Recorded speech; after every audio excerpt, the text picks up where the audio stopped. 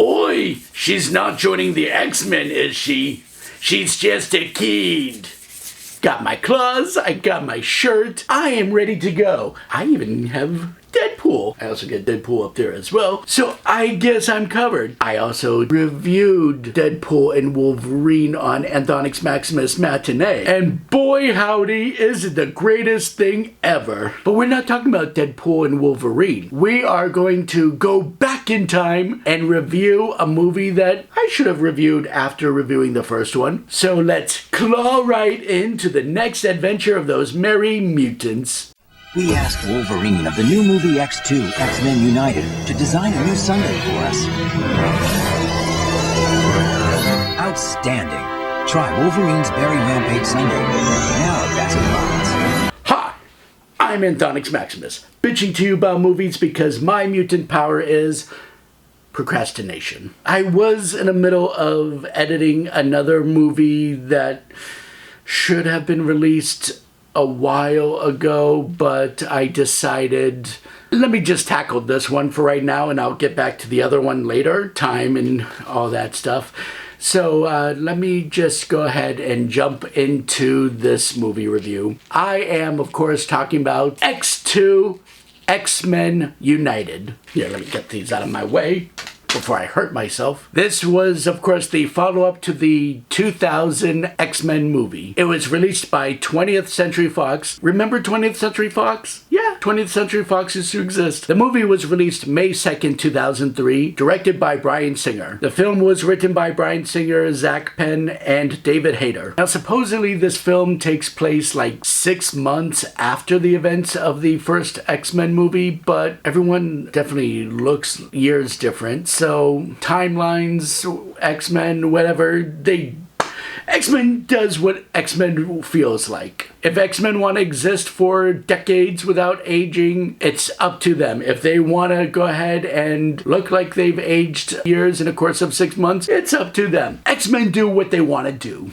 Now, this film is actually based off of the novel God Loves, Man Kills, written by Chris Claremont. And I swear, getting a hold of this book is really tough. It's actually expensive. Those sick To give you the abridged version of the story is about a televangelist reverend, think Jerry Falwell, actually equates mutants to demons. And the reverend is actually named William Stryker. We'll learn about him a little bit more, but this reverend actually creates the Purifiers. They're an anti-mutant hate group. In the story, he actually organizes the Purifiers to kidnap Charles Xavier, which provokes Magneto to join the X-Men to save him. That's where a lot of this movie comes from. The film was originally called X2 Wolverine's Revenge. And while a lot of the plot does surround Wolverine, they didn't want to make it seem like it's a Wolverine-focused movie, so they just renamed it X2 X-Men United. But the Wolverine's Revenge title did get used for the video game adaptation of it, which oddly enough is voiced by Mark Hamill.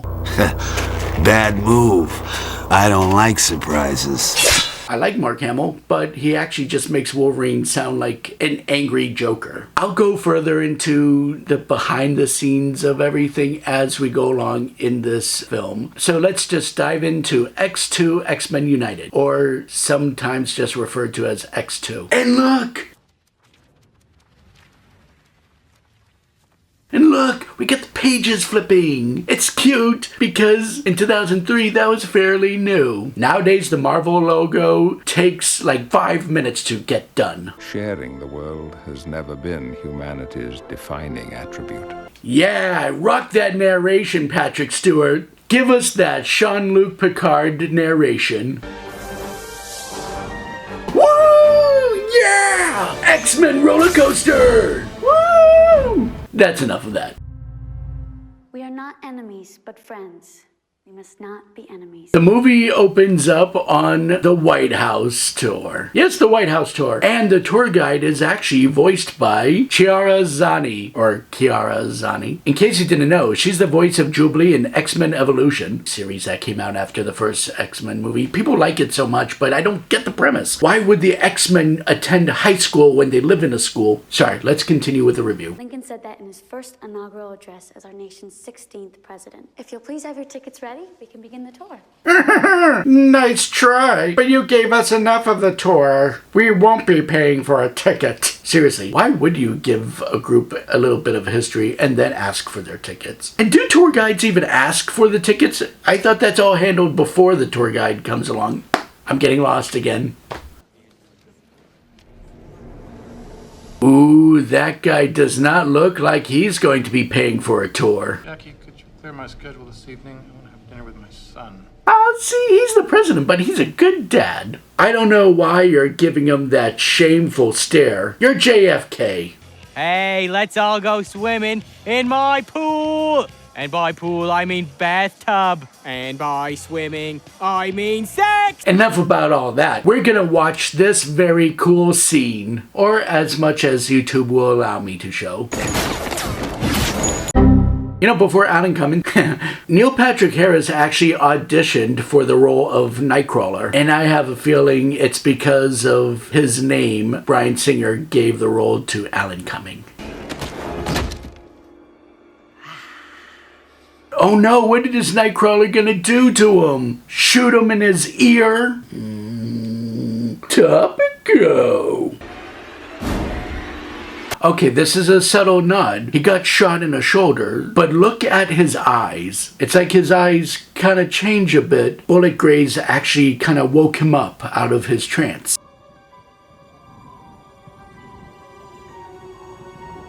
Okay, it's Wolverine, once again played by Hugh Jackman. And his hair isn't as silly as the first movie. I mean, it's still kind of silly. If you remember from the first movie, he took off to Canada to rediscover where he came from because he doesn't remember his past. And that's why they really started working on this movie. But at the same time, in the comic books, we actually do learn about Wolverine's true past. We learn that Wolverine grew up in the South. And his name wasn't Logan, it was Jimmy. We learned this because, well, the people at Marvel Comics, they were afraid that this movie was going to reveal or try to make up a backstory to Wolverine before, you know, he got his adamantium. So they had to rush and make a Wolverine story. This movie actually doesn't give that much information. So, yeah, they kind of created the whole Jimmy Howlett story for no reason. Well,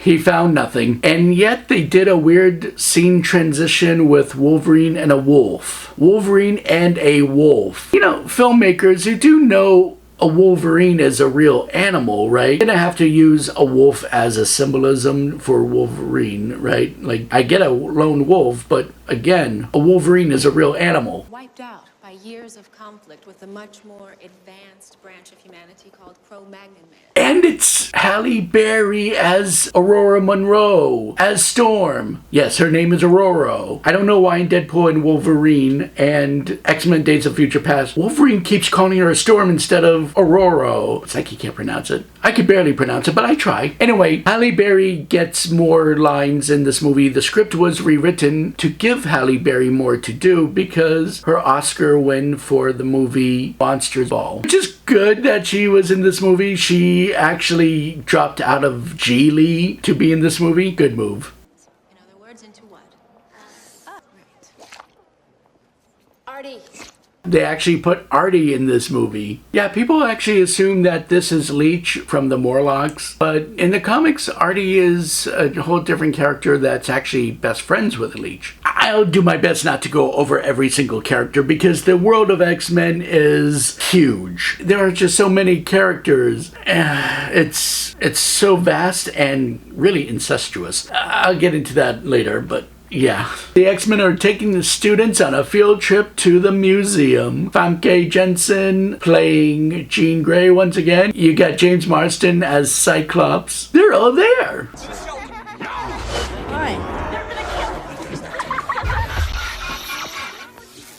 And we see that Jean is already kind of losing control of hearing voices throughout the crowd. But little that we know, the voices you actually hear, not necessarily from the people. No, those are actually sound bites from dialogue throughout the film. My brother asked you a simple question. Why are you being such a dick? Yeah, why are you being such a dick? Ooh, they said dick. Yeah, that's early 2000s. That's dirty language. Early 2000s. Can I have a light? And there's Anna Paquin and Sean Ashmore as Rogue and Iceman. Aaron Stanford playing the role of Pyro. Alright, so this is where I have to get a bit of a downer on this story because it's a really sad story why we have a different Pyro actor. So this is all alleged, I have to say that, alleged. But there were lawsuits against Bryan Singer for this. Alexander Burton, who played Pyro in the first X-Men movie, he was under 21 when he was in the film, and he was a teenage boy. It made no sense to anyone on set that that guy was actually hired to play Pyro in the first movie because he's never had any acting experience prior to X-Men, nor has he had any after. Like, everyone on set, they were all big actors that were flown out to Canada, Toronto, to film X-Men. So it was weird that Bryan Singer would take a teenage nobody from California, Los Angeles, and fly him out to film in this movie. No one's ever heard of him. Yeah, apparently Bryan Singer liked having teenage boys around at all times. Like, he would bring them into very important meetings with other executives and studio heads. Like, the boys had nothing to do with any decision making, but they would always accompany Bryan Singer. So don't be surprised if I'm gonna be making fun of Bryan Singer throughout this film because he's a nunce, allegedly. And knowing what the writers of the comics have done to Iceman nowadays, making him gay. Imagine if we had that knowledge back in the early 2000s. Oh, the stuff that Bryan Singer would have done. He probably would have used that same boy to play Iceman. So anyway, there's an altercation amongst the pupils and some boys that actually just wanted to use a lighter. And Pyro does his thing. Iceman puts the fire out. And suddenly everyone freezes up. Oh, by the way, everyone that's frozen in this scene, all hired professional mimes. I didn't do this. No, I did. Oh, who is that man in a wheelchair? Why, it's Professor X. Oh, Patrick Stewart. And that's where the X-Men learn about the attack at the White House. And this time it wasn't by the Kryptonians. What do you need, William? Just your authorization for a special operation. And here is the film's big villain, played by Brian Cox. He plays the role of Colonel William Stryker. Yes, in this movie, he's a colonel, not a reverend. You could have gone the religious route, but you pussed out Bryan Singer. Now, Reverend Stryker in the comics is actually a big deal. And they actually name-dropped him in the X-Men 97 cartoon. Very brief. I like to think that they're going to set this up. I hope they do, because I really do love X-Men 97. Let's show these toasters why you don't screw with the Summers. And we get Senator Kelly returning, once again played by Bruce Davison. But remember, we learned from the last movie that it's not really the Senator, but instead Mystique. And this lady here is Kelly Hu. That's not the character, that's the actress. Kelly Hu. She actually plays the part of Lady Deathstrike, although in the film she's just known as Deathstrike. In the comic books, Lady Deathstrike has a connection to Wolverine. Lady Deathstrike is the daughter of the scientist that gave Wolverine his adamantium claws, decided to give herself adamantium with the help of the Reavers. Yes, I'm including the Reavers in this group because I feel like the Reavers should have been in this movie as well. Is she gonna actually have any connection to Wolverine in this film? Hell no. Why have any background to any of these characters? And you'd probably think it's weird that Deathstrike is working with Colonel Stryker, but in the sequel comic of God Love loves, man kills, Lady Deathstrike does work with Reverend Stryker. I was piloting Black Ops missions in the jungles of North Vietnam where you were sucking on your mama's tit at Woodstock, California. Stryker, why are you giving him that lecture about you being in war while he was a baby? Both actors were literally born 20 days apart. Dad, you're so dead. You're dead. Thumb wrestling and saying you're dead, that's a real aphrodisiac, you guys. See, remember, she can't kiss anyone because if she touches anyone with her skin, she drains their life force, their abilities, their memories. She just drains them. And I don't mean in a sexy way. That's why their last boyfriend was put in a coma. You miss me, kid? Not really. Yay, Wolverine's back. Because that's what he does best. Get pissy, then he leaves, and he comes back. This is Bobby. I'm He's her my... boyfriend. Call me Iceman. That's right, he's Iceman, and he's gonna play some volleyball shirtless with Tom Cruise. Not you, Bryan Singer. Find what you were looking for, Logan? More or less. Quit being a homewrecker. And also, you're like, oh, I don't know, like 150 years old, and she's way too young for you. Your bike needs gas. Fill her up. But it's your bike. But you borrowed it. But it's your responsibility. But you stole it without my permission. Ah! But let's cut to Sir Ian McKellen as Magneto. Damn you, Spider-Man and his amazing friends. It's not Magneto. It's Magneto. Magneto. And he's in jail because he was at the Statue of Liberty during after hours.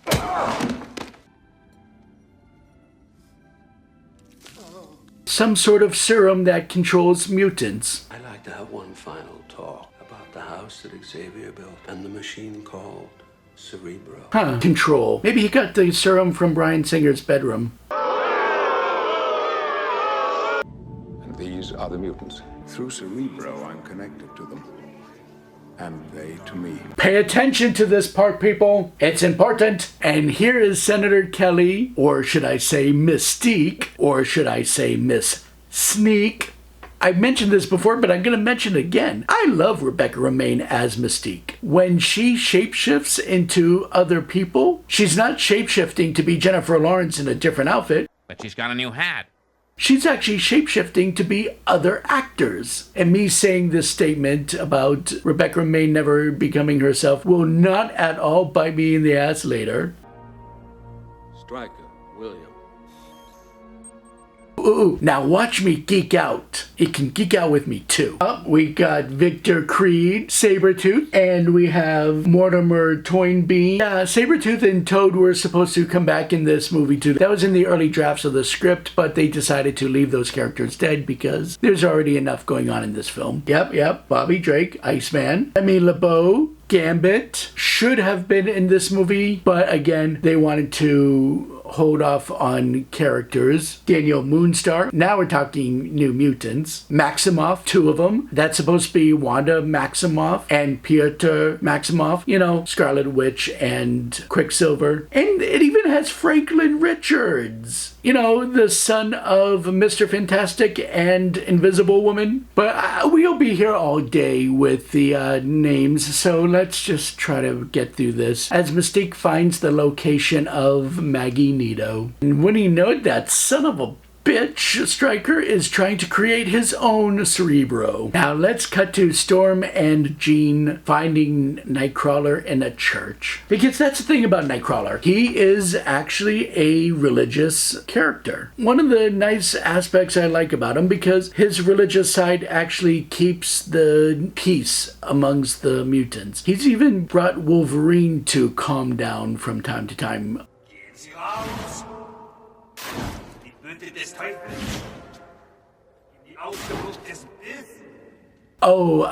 In case you're wondering, the translation for his German is actually "Get out. I am a minion of the devil. I am the spawn of evil." Just a little cool German interpretation for you. Storm and Jean help him out by blasting lightning at him. No matter, we find out that he had the same treatment of control that Magneto had received. Yes, I know his name is Magneto.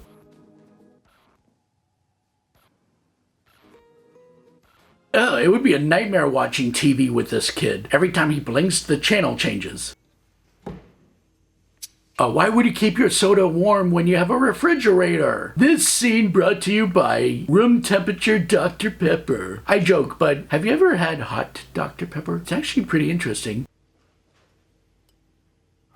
Oh yes, blow into that. Mr. Singer, please, we're filming. Nothing but plastic to visit Magneto. And this is pretty much where things start going downhill. I've had frequent visits from William Stryker. Striker, striker, striker, striker, striker, striker! Striker! So you and Rogue, huh? Yeah. I mean, it's not what you think I'd like it to be, but it's just that it's not easy. And probably because she's the wrong sex. The war has begun. Oh, and this is where we are going to get the most action from Cyclops before he gets sidelined for most of the film. Oh no, they're storming the mansion. Hi. No, not Blinky Channel Changer. You should have killed me when you had the chance! Oh, hell no. That is it. I am so Team Magneto. And this, I think, is one of the best moments in the film. It's really where things get intense. And we get to see Wolverine's berserker rage.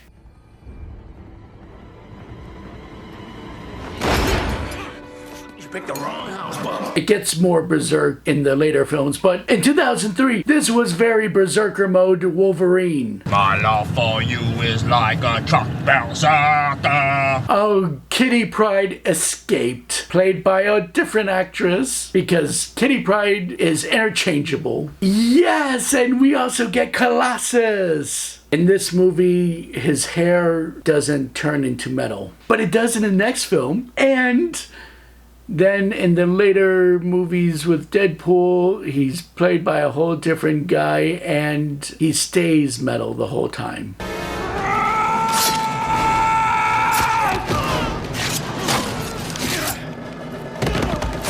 And Wolverine faces his past. Wolverine with Stryker. And it gets all blocked off by Iceman. Aww, they touched hands. Once again, Wolverine keeps stealing Cyclops' vehicles. I don't like uncomfortable silences. What are you doing? You is like a truck berserker. Cyclops has the same musical taste as Deadpool. So we saw quite a bit of the mansion and some of the Cerebro room. Another part of the original script was that we were going to get more of the mansion, including the fact that we were going to get a danger room. You know, the room where the X-Men train? And it would have been cool. It would have consisted of moving walls and moving blocks and holograms. You know, kind of like the same stuff that we saw in X-Men Pride of the X-Men. But nope. Budgetary reasons said we can't do that because Bryan Singer had to spend the money on some young guys instead. I'm not gonna let this go. You give a bad name to filmmaking and to the LGBT, you awful man. I haven't seen Mystique in a while, so let's see where she is. Maybe she's disguised as a new character because, like I said, unlike Jennifer Lawrence, who just transforms into another Jennifer Lawrence, or shapeshifts into another Jennifer Lawrence in a different outfit, Rebecca Romijn doesn't need to show her real face.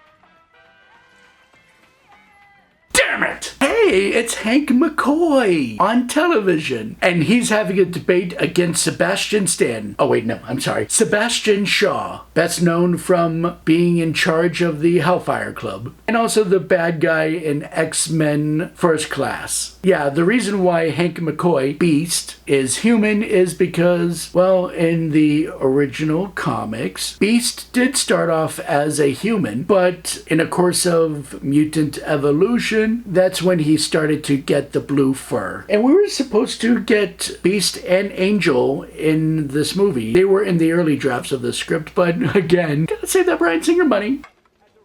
You want another beer? Of course you do. And she's going to slip him a Mickey. Oh, that is hot. Stinky security guard guy that looks like he hasn't bathed in a few days in a gross bathroom. Oh, you know, she could have easily shapeshifted, but that's all right. She's going to inject him with some metal. You'll see why. William, you wanted me to cure your son, but mutation is not a disease. You're lying!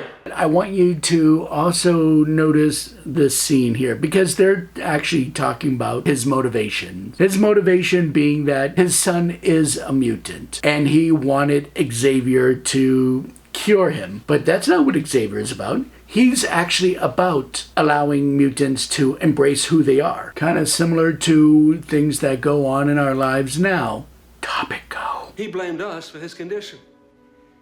So he would toy with our minds, projecting visions and scenarios into our brains. He's talking about his son using sort of mind control with illusions. This is a little bit different from the comics, but look at Deathstrike. You see she's actually snapping out of it. So I'm willing to believe that in this film, Yuriko, Lady Deathstrike, or I'm sorry, in this movie, just Deathstrike, she's not really a bad guy at all, as much as she's just kind of a victim of mind control. My wife, in the end, she took a power drill to her left temple in an attempt to bore the images out. All right, so this is where it kind of goes a little bit different from the God Loves Man Kills comic, because in this film, it talks about how the wife killed herself trying to get the images that Jason, their son, has been trying to project into their minds. But that's really not the case in the original comic, because in the original comic, that's not even Jason's ability. Jason's ability is to reflect a bright white light. It goes back to when Stryker was with his wife in a car. His wife goes into labor. Jason is born with a bright light. It just kind of made Stryker believe that this was a sign from God that mutants must be eradicated. And because his mind shifted this way and blaming his wife for delivering such a demon, that's when Stryker actually snapped his wife's neck. Yeah, in the comics, the Reverend used to be a colonel. In this movie, they're just gonna keep him as just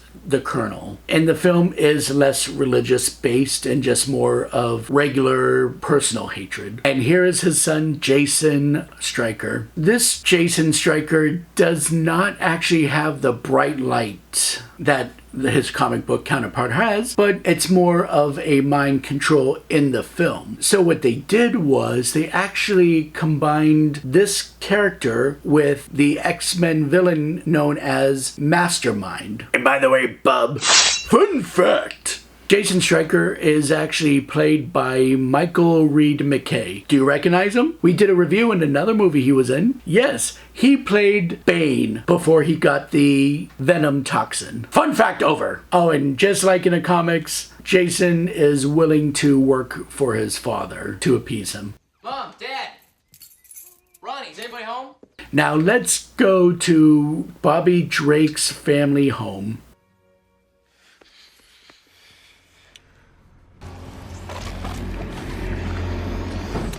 Oh yes, if you kiss her, this is what happens. Mr. Singer, will you please? Oh, that poor cat. Did Wolverine slice his tongue? Magneto.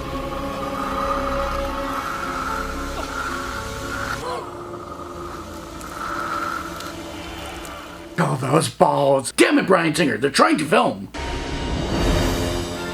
Oh, here I go. Oh, wait, I forgot my book. No, I don't need it, I guess. Oh, but I really was getting into that book. Oh, no, wait, I have it in my pocket. X-Men 97's run, everyone was just bitching about how the X-Men have gone woke. Well, let's just say those people would be shitting their pants if they saw this scene in 2003. This mutant problem is a little... What mutant problem? You can do a lot more than that. Oh, Bobby can do a lot of things. Brian Singer, shut up! My God, someone feed the cat. I need the police. You little snitch-ass bitch. Have you tried not being a mutant? Gay-coded. Shouldn't be doing the fist thing while saying that. But at least Wolverine has communication to Jean and Storm. Oh, now I'm finding myself saying Storm instead of ro. Put the knives down. I can't. Look. You know, for a guy that's been around for over a century, he's kind of a dummy. And we get the ultimate moment with Pyro. He's a pyromaniac. Oh, you spoil sport. But here comes the Blackbird jet to save them. I know, the movie calls it X-Jet. Oh, he is so not visiting his family for Christmas. Jason, stop it! Xavier is getting manipulated by Jason, thinking that this little girl is lost and needs the professor, but it's just all in his mind. And you know it's Jason because, like Jason, this little girl has heterochromia eyes. Anywho, there's a dogfight in the air, and they get blasted. And we see a hint of Jean expanding on her powers. That'll come handy later in the film. And you also notice the jet is a bit different from the last movie. Like, the inside is actually bigger. In the last movie, it was just the cockpit. But now we actually have the full jet. Higher budget. After all that, with Storm conjuring the weather, you know, I notice in these movies when Storm does her powers, she doesn't do her random storm chants. Pain! Quench their thirst for violence! Forces of nature's cold, freeze! She doesn't chant for the storm, she just does. Power of lightning, strike again! Power of web shooters! Get real sticky! And they are saved by Maggie and Mystique. So digging into Nightcrawler's mind, Jean discovers that they're located in Alkaline Lake, where Wolverine was. So imagine Wolverine going all the way there, but not looking deep enough because all he had to do was look underground. So basically he went there and came all the way back, and now he has to go back there again. Sticks around. Don't make me do this. Wow, Cyclops not even missing for a day, and Wolverine is already trying to make moves on Jean. You really are an animal, sir. Alright, here's another disappointing part. Mystique interacting with Nightcrawler. They say you can imitate anybody, even their voice.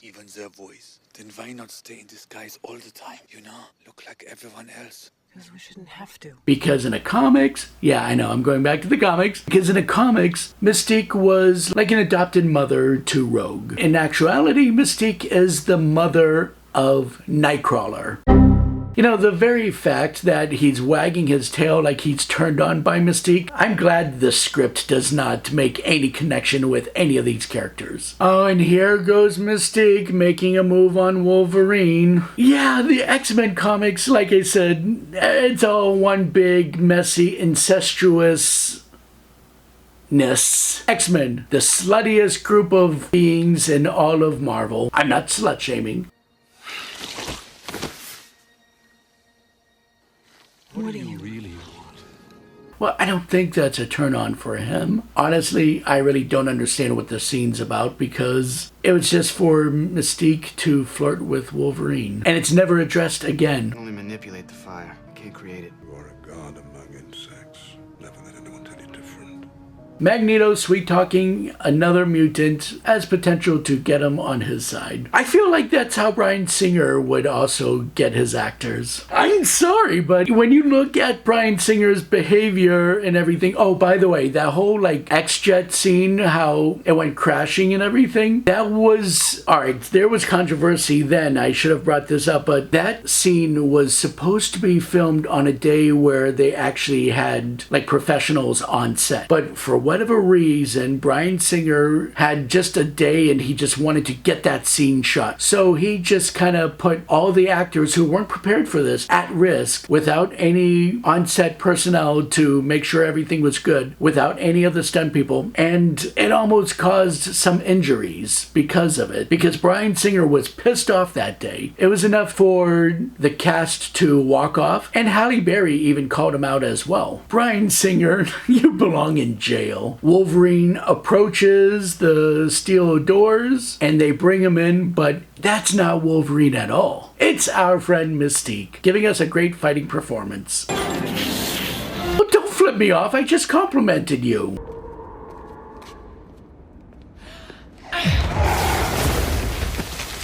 Now Cyclops is being controlled. Oh, hey, she called out Jubilee. Jubilee is in this movie. Once again, being screwed over by the film. There's a deleted scene that you see Jubilee early on with her powers kind of developing. Yeah, these movies, even in the later movies, they love screwing over Jubilee, no matter who's playing her.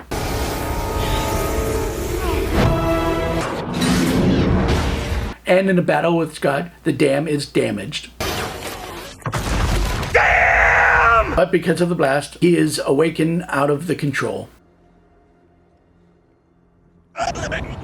Bryan Singer wanted to show us Hugh Jackman in his underwear. Even though in X-Men Origins Wolverine, he's fully nude, but whatever. Continuity means nothing to the X-Men. And here comes the showdown with Wolverine and Deathstrike. And this is actually a pretty intense battle as well. I mean, the future films get a little bit more brutal, but for 2003 quality, this is pretty intense. And just like in the first movie with his battle against Mystique, Wolverine gets his ass handed to him. But this time, there is no Cyclops to save him. And this is the scene that really breaks my heart for Yuriko, Deathstrike, because I mentioned she's under mind control. She has no idea what she's doing. And look at her eyes after being injected by the adamantium in her system.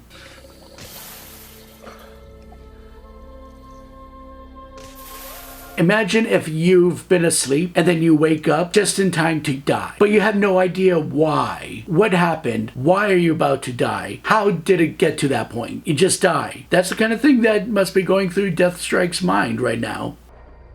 I really did feel for her death. Find them all. Each one. All of them. Good. Kill them. And now Xavier is hurting the mutants with Cerebro, except for Magneto because of his helmet. Xavier, you're in a trance. Why would you be listening to a little girl? Like, you don't find the little girl telling you to kill the mutants to be a problem?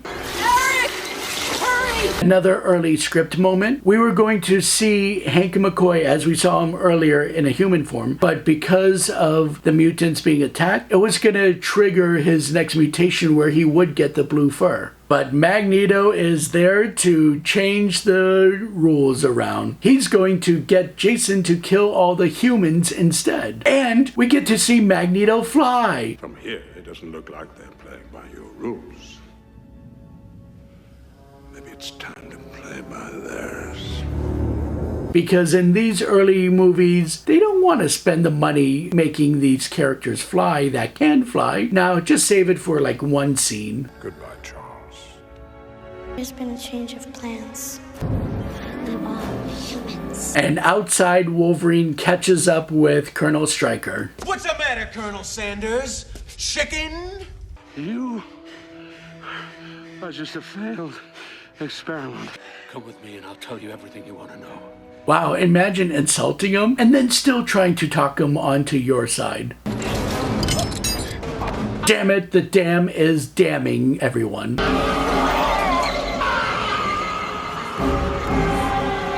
Nightcrawler gets through the walls, uses Storm to freeze Jason out to make him release his hold on Professor X. Magneto finds the helicopter. He leaves with Mystique, but also decides to take Pyro along, building up his Brotherhood of Mutants because, well, it's not that impressive when it's just the two of them, right?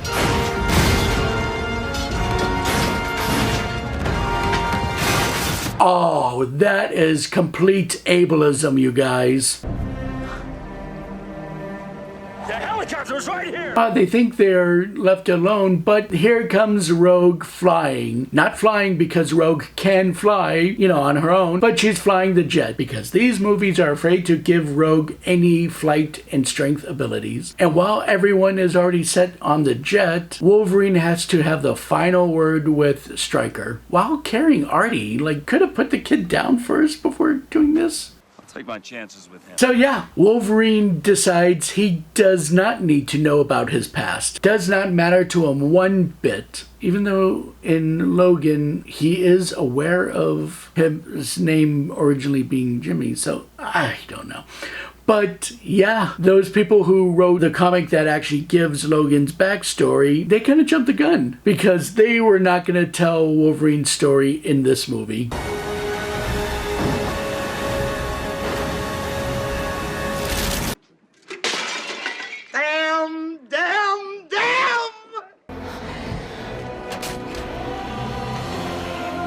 Here comes Jean doing her self-sacrifice. And this is where we actually see Cyclops being commanding.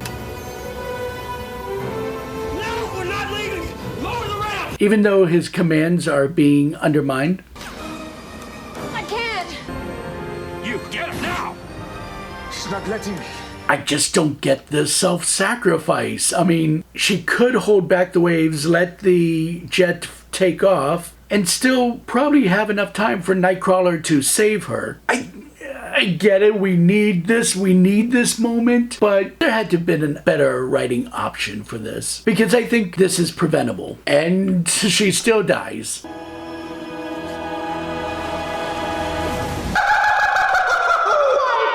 Cut to the White House once again, where the president is about to deliver a speech to the nation, probably about reintroducing the Mutant Registration Act.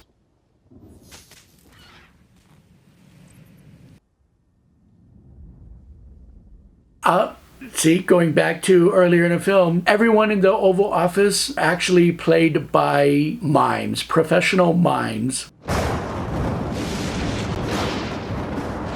Until the X-Men arrive, trying to tell the president that everything was set up by Stryker and not to proceed with the speech. We're here to stay, Mr. President. The next move is yours. By bullying him. We'll be watching. Damn it, Wolverine! Why do you always have to have the final say? Because I'm the star. Now you just made it sound like we're threatening him. Oh. She did make a choice. It was you. Oh, see, now that's nice. That's nice, Wolverine saying it was him. That's sweet. He's still gonna make a move on her in the next movie, but that's sweet that he said that to Cyclops. Is everything all right? Yes, I think it will be. And those kids are okay? Like no PTSD or any of them being traumatized from being captured? They're ready for school again? Evolution leaps forward. Oh, I get it now. She's gonna become the Phoenix. That's an ugly looking Phoenix. But she's gonna become the Phoenix. Which leads to the Phoenix Saga. Which leads to the Dark Phoenix. Except for the difference is the third movie will not have any of the fun. It'll have the Phoenix, but that's gonna be kind of like a C plot. And that Anthonix Maxiteers was X2 X-Men United. This time around the budget was somewhere between $110 to $125 million, but The box office results came to $407.5 million worldwide. So yeah, you better believe there was a third movie, and that would be X-Men The Last Stand. And we learned it's not really The Last Stand, but it's the last of our patients. Now the X-Men have entered into the MCU with the introduction of mutants in general, with Professor X showing up, and also Beast, some random X-Men characters as well that are lesser known, and of course now, thanks to the latest Deadpool movie, Wolverine in Deadpool and Wolverine. I'm Anthonix Maximus. Thank you for watching Anthonix Maximus reviews, and be sure to keep an eye out for some other movie reviews as I slowly get back into the rhythm. We will never know.